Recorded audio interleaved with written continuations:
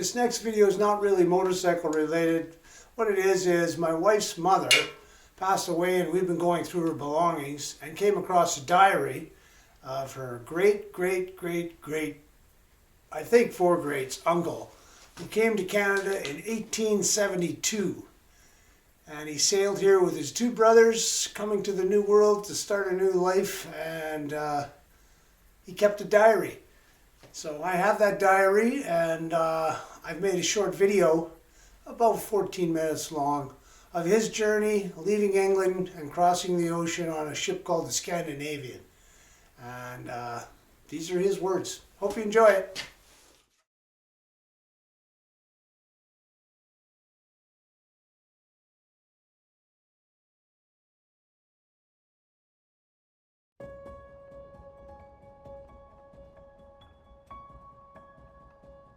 Having often seen the advantage of keeping in mind past events and experiences more fully than an ordinary memory could be expected to do, I have for some time past intended to keep a sort of journal. But finding in the daily occupations of life, such would be impossible to do. However, I intend to accomplish this by keeping notes of passing events. I was employed in the Liverpool post office as a letter carrier, my wages being 18 shillings per week, and prerequisites in the shape of a suit every 8 months, 2/3 of my wages and medical attention during sickness, and a Christmas gift in the value of £6 annually. My hours were changeable, but may be roughly stated as 11 hours per day, both early and late, with an interval of leisure in the middle of the day. But for a variety of reasons, I resolved to quit, the principal of which I may state to be the lowness of wages compared with the price of food, the strictness of the rules relating to both keeping time and general behavior. So, having thought the matter over more than once, my brother Harry, aged 23, Alfred, aged 19, and myself, aged 21, resolved to try our fortunes in Canada, the government of which colony at this time offered special advantages to parties willing and able to rough it. After settling the necessary preliminaries, we arranged to leave Liverpool on the steamer Scandinavian and rode to Toronto via Quebec. I have only further to note here that we left with the good wishes of our friends and regrets of our family, especially our mother. She was much affected at parting with us. We took a few tools with us of different description, and brother George, who lived in Sheffield, getting us a lot of joiner tools very cheap. We finally left Liverpool Princess Landing Stage on the Ellen Scandinavian. Our captain was Captain Ballantyne. Our luggage consisted of a large trunk each, a small wooden box containing tools and sundry articles, and we each had a small carpet bag containing a few articles we should want on the voyage. We had a letter of credit for £75 and some loose change in our pockets. Our first meal on board the ship consisted of soup, beef, and potatoes, and was better than we expected. The sleeping conditions, however, we found to be very middling, comprising of a hammock much too small for an ordinary person, slung between two ropes about 2 feet from the roof of the place, which answered as a mess room as well as a bedroom. The place was lit at first with a large oil lamp which kept burning continuously and gave poor light. In the latter part of the journey, however, the place was lit better in consequence of some of our messmates complaining to the second steward. There would be about 100 of us in the same room, and at first it stunk awfully, in consequence of the sickness of our messmates and ourselves too. We suffered ourselves from seasickness for 3 days or more, but in this respect we were not as bad as some of our fellow voyagers, while some were not sick at all. On the first night or two we did not sleep at all in our hammocks from the novelty of the situation and from the noises going on the ship all the night. Some of our messmates were like ourselves in this respect, only they seemed to think that if they could not sleep, then nobody else should. All sorts of larks were being played, such as letting down people's hammocks.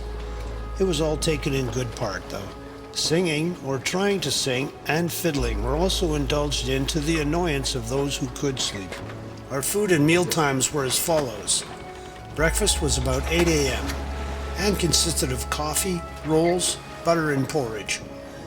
The roll was a little more than a quarter pound, and was not sufficient for a man's breakfast. I indeed could have eaten 3 of them. Dinner was about 1 p.m. Beef one day, pork the next, and fish on Friday, and a tidy sort of pudding on Sunday. Each dish came with 3 potatoes and different soup each day. We found the grub edible except for the fish and biscuits. On the whole, it was better than we expected. We made good progress at the commencing of the voyage, sighting the Isle of Man the same evening we started out. At dusk that day, we reached Londonderry. We were up at 8 the next morning and had to wait all day for the mail and a lot more passengers, leaving about 6 p.m., after which we found the seas getting pretty rough, and from inquiries, we found we were rounding the Mull of Kintyre, where the tides meet. The coast of Ireland soon left us behind, and we had left the coast of England the night before, perhaps never to see either of them again. While myself and my brothers, with some other young chaps, were sitting in the forecastle this same evening, a wave came on board and washed us midship, giving us a proper wetting. We were thankful at getting off so easy, as a little more would have washed us overboard. Our wet clothes made us feel uncomfortable, but there was nothing for it but to dry them on our backs as best we could, for we had no change handy. We found our fellow passengers to be of various nationalities: English, Irish, French, Swedes, Germans, and a few Dutch.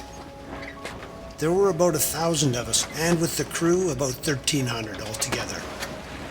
Generally speaking, they were a pretty decent lot, and our messmates in particular, who were all English and Scottish. The passengers passed the time in various ways, some singing, dancing, others gambling or reading, while a few of the ladies usefully employed their time in sewing and knitting, an example the men could not or would not follow. For my part, I found the time hung heavily on my hands. I had a slate board and an arithmetic book or 2. I recall that I read the book of Job through, and I hope I profited from doing so. The captain read the service from the English prayer book, and 2 hymns were sung, one of which was the Old 100th, which seemed very appropriate. The service was well attended, and the congregation joined heartily in the singing. The stormy weather of the previous Sunday prevented the captain from holding the service. We saw 1 or 2 icebergs on the voyage, about 12 miles off. I'm sorry to write that some of the French passengers commenced to play cards as usual in the morning. The captain, on getting to hear of it, ordered it to be stopped, and on hearing of it being repeated, the cards were taken from them and thrown overboard. Great quietness prevailed on board that day, and in the evening several of the foreigners engaged themselves in singing hymns. Several ships were seen in the evening, one particularly presenting a very pretty sight with its white sails all set. Some of the women made out that they saw land on either side, but we couldn't tell. We retired to bed about 9 p.m., having spent a very pleasant day. The next morning I awoke about 3 a.m. Getting on deck, I found the sun just rising, which reflected on the waves, presenting a lovely sight. I found a lot of people on deck, preferring, I suppose, to sleep there than down in the bunks. In the course of the afternoon, land came in sight, and looked as if it were 2 or 3 miles off to the southeast. Several ships and small fishing boats passed by. The next morning, about 2:30 a.m., we were awakened by the roar of a cannon, which was a signal for the pilot to come on board. And on turning out at the usual time, I found him on the bridge, and the banks of the St. Lawrence River in sight. The country seemed to be well wooded down to the river, and the variegated foliage of the trees and green fields presented to us, who had been looking so long at the Atlantic, a most refreshing sight. In the course of the day, our last on board, we passed some lovely spots, and towards evening found ourselves nearing the port of Quebec, which, with the last rays of sunshine on it, presented a magnificent appearance. No wonder, to look up at its position, that Wolfe had such a stiff job to get the French out of it. We were landed about 7 p.m. in Canada, at Point Levis, across the river from Quebec. On arrival with the mails, the town was notified by the firing of our 2 cannons. With our carpet bags in hand, we got ashore, and having passed the doctor and the customs, went up to a store, they call it. That is a public house and provision shop together. And after writing letters home, had a good supper, and having laid in stock the provisions for our journey by rail to Toronto, we went down to the wharf to look for our belongings, which we found without difficulty. We got them past the customs without being opened, and having gotten into the train for Toronto, we sat down to await its departure.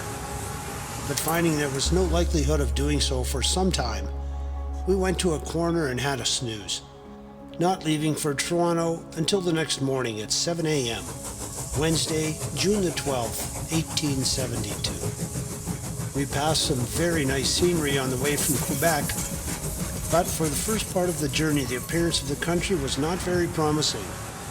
But as we got nearer Toronto, a great improvement in this respect manifested itself. We only got 2 meals on the train, but we had a few biscuits which helped out. Sleep we had very little of because of the shaking and the noise of the train. At Dufferin Creek, 25 miles from Toronto, where we had to wait for the express, we weighed ourselves, and I found my weight to be 169 pounds. At the termination of our journey, we found the only accommodations provided was a large wooden building by the railway, divided into 3 compartments, one for married couples and one each for the sexes, with just the floor to sleep on. Being hungry, we made inquiries whether there was a chance of us getting any supper, but found that it was miles from town. So we concluded there was nothing we could do but lie down on the boards on the ground and wait till morning. We slept soundly until 5 a.m. When we got up, we had a good wash and looked around. We then found several farmers in want of hands, amongst whom were Mr. Wallace of Willowdale and Mr. John Stark, who offered 2 of us $15 a month, with board.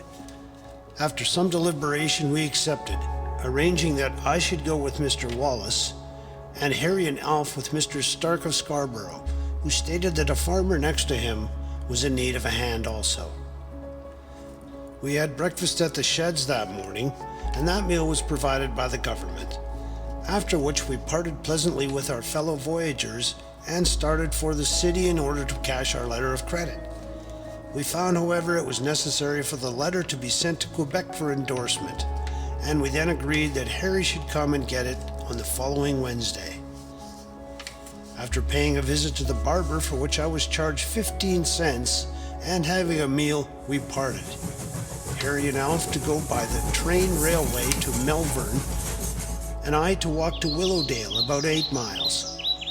I found it without difficulty, but thought it was a long 8 miles, which might be accounted for by me carrying my carpet bag and overcoat. Being overtaken by a storm, however, I was glad of my overcoat. I arrived at Willowdale about 4 p.m., June the 14th, 1872, being very pleased with the appearance of the country as I went along, and seeing that it was in a fair state of cultivation. I found my master's farm and was pleasantly received by Mr. and Mrs. Wallace.